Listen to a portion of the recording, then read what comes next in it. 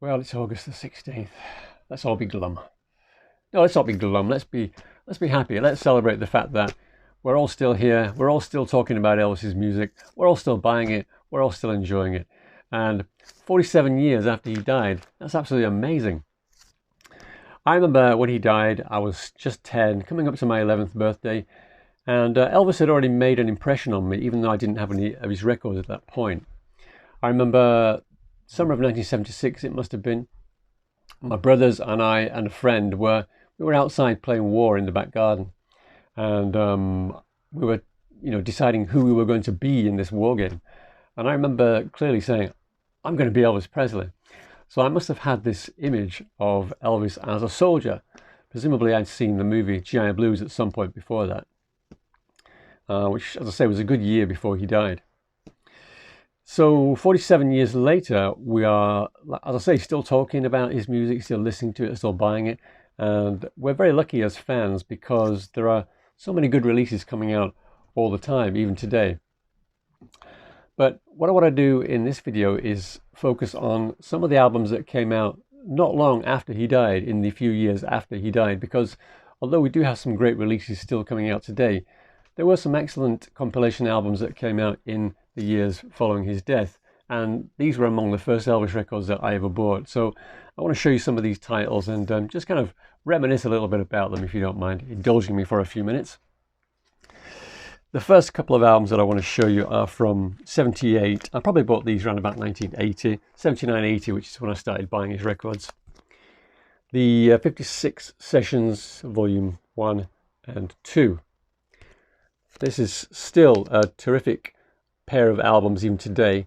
It contains in mono all the 1956 masters in chronological order. And it was because of this album here, Volume 2, that back in the day I never owned the second album, Elvis, because all the songs, bar one, are on this LP here, and the other one is on Volume 1. This one here, the first volume here, it's got a little hype sticker on the front here. It's quite hard to find with that hype sticker. It must have come out later. And this is the single that's mentioned on the hype sticker, Don't Be Cruel. Despite what it says on the hype sticker, it wasn't really a big hit. It got into the top 30, I think, but it wasn't a massive hit.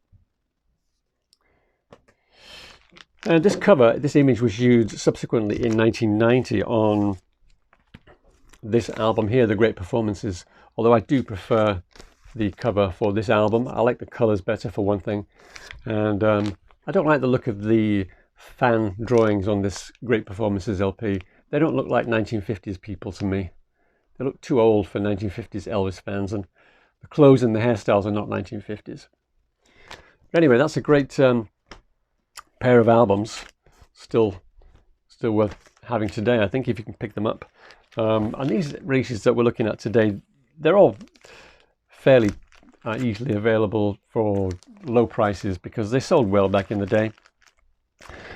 The next albums, this is another pair of albums that came out fairly close together, I think, the next year in 1979, and these were an introduction to, for me, an introduction to Elvis's later material. Our Memories of Elvis and Our Memories of Elvis Volume 2. So there's a lot of material here from the Stax sessions and the Jungle Room sessions. I'm sure most of you will be familiar with them, and the idea with this series, or these two albums, is that they got rid of the backing vocals, or as much as possible they got rid of the backing vocals and overdubs in order to show the pure Elvis in the studio sound. I remember being mildly disappointed at the fact that you can still hear the backing vocalists very slightly because their singing was picked up by Elvis's microphone, but still pretty good effort, I thought. And it was great to get the full version of Don't Think Twice, It's Alright from 1971, of course. And there are a couple of songs from the 75 Today album sessions as well. And I did subsequently hear all the later 70s albums, the Stax albums, Today, Moody Blue, etc. But still today I do prefer those versions to the ones that are on the album with all the backing vocals and all the instrumentation. And in fact, I like those albums so much that I picked up this CD way back in the 1990s, late 1990s. I picked this up when I was living in Japan the first time, and I took it back to England with me when I moved home in 2000. And then I brought it back with me in 2003 when I moved back to Japan 20 odd years ago, 21 years ago. So this CD is quite hard to find. It may well be the album that I've owned longest in my entire collection. It contains all the songs from Volume 1 and 2. However, many years later, I actually found out that this is actually a counterfeit. It was originally released by It's Elvis Time Records, which is the Dutch fan club, I believe. But there is also a counterfeit version out there, and the way you can tell the difference is by looking at the CD ring on the inside there. If it's got the number 1188 and nothing else, it's the counterfeit. The original will have lots of other information on the inside. So mine just has the 1188, so I know it's, sadly, it's a counterfeit. But it still sounds really good, so not too bothered about that. Then, moving forward a couple of years, we had a very controversial release at the time. Still today, a lot of fans don't like this one. Guitar Man, Felton Jarvis's last project. I believe he died just before it was released. But I dutifully picked this album up at the time, and again, I really liked it. Just as with the Memories albums, it was my introduction to a lot of other late period Elvis songs. So you've got some songs here from the Memphis American Sound Studio sessions, more 70s, more late 60s stuff. And apart from Guitar Man, I don't think I was familiar with any of the other songs on here. So for all the other songs, I was hearing them for the first time in any version. So I'm still quite attached to these versions. I think it was in the same year, 1981, that This Is Elvis came out. And this is an American copy of the album. I've always loved this soundtrack album. I went to see the movie at the time. I didn't have any Elvis loving friends at the time, so I had to go on my own. There's something very sad about going to the movie theatre on your own, but I did. None of my friends at school liked Elvis. Well, there was one guy who did. We'd been in the same class right the way through middle school, and then in high school we would still be in the same class. The only guy I knew who was in my class for the entire 7 years through middle school and high school, and he was an Elvis fan. And then we got to high school, and it was quite difficult being an Elvis fan in the late 70s and early 80s because there were a lot of uncomplimentary stories, shall we say, coming in the tabloid press in the UK. A lot of bad stories about him, and it was the time of the Albert Goldman book as well, so a lot of negative stories. So it wasn't easy being an Elvis fan at high school, at my school anyway, in the late 70s, early 80s. But very quickly after we got to high school, my friend, he suddenly stopped liking Elvis, and I think it may well have been because he couldn't stand having the piss taken out of him for being an Elvis fan. But I stood by our guy, as you can see. 47 years later, I'm still standing by him.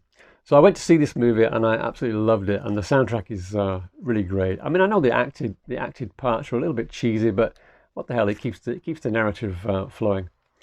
My favourite scene in the movie was, at the time, without doubt, was the little movie collage where you get to listen to Too Much Monkey Business with lots of scenes of Elvis in his movies. So I really enjoyed that.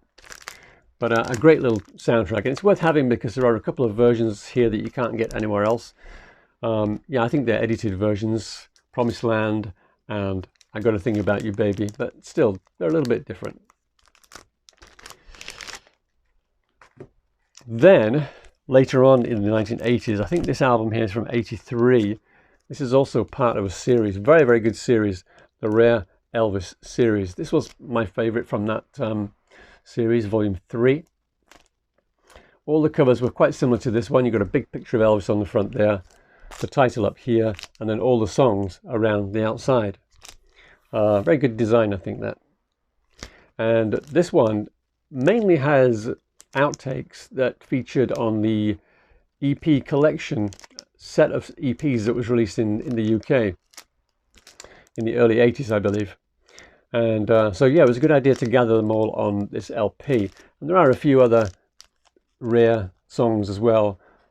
For example, the single version of Long Lonely Highway. There's a different mix of You'll Think of Me, and so on. Another very good compilation that came out. When did this one come out? 84, I think this one first came out. Gold Records Volume 5. This one was overdue a release, I think, back in 84. So you've got 10 tracks from Elvis's last period. So I think the earliest tracks will be from 68 or 9. Yeah, it looks like 69 through to 77. However, my favorite version of this album came out many years later, 1997. This is the Simply Vinyl version. And as you can see on the back cover there are a lot more tracks. It's a lot more comprehensive. The funny thing about this album, Gold Records Volume 5, I remember the Japanese version, the sleeve notes say, why is Don't Cry Daddy not on? Because it was a big hit, and the writer was kind of confused as to why Clean Up Your Own Backyard was on the album, but Don't Cry Daddy wasn't.